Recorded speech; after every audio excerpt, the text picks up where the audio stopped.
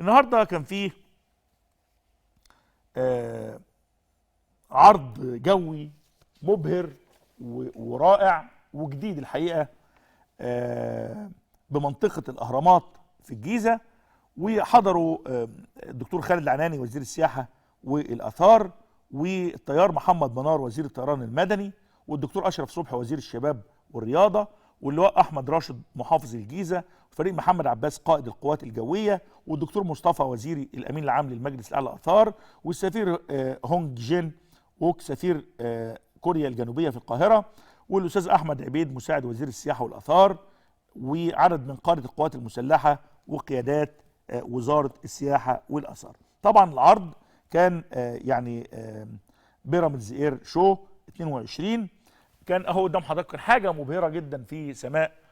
الجيزه، وكان العرض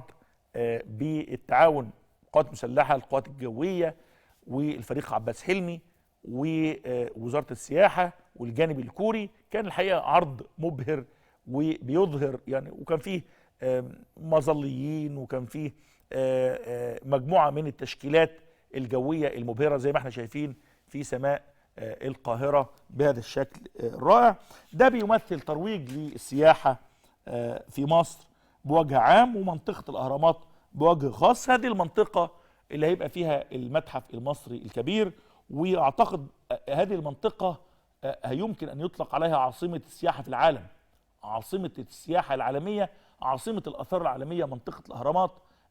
اكبر اثر في العالم، اقدم اثر في العالم، عجوبه من عجائب الزمن. الهرم والاهرامات لما احط جنبها المتحف الكبير، لما يكون جنبهم مطار سفنكس، لما يكون جنبهم مجموعه من الخدمات الفندقيه، لما يكون جنبهم مجموعه من الطرق الممهده الحره السريعه، لما يكون كل هذا في اطار امن وامان، لما يكون هذا في اطار مفهوم جديد وفلسفه جديده للسياحه، انا اتصور انه حاجه رائعه وحاجه مبشره وحاجه مبهره الى حد كبير.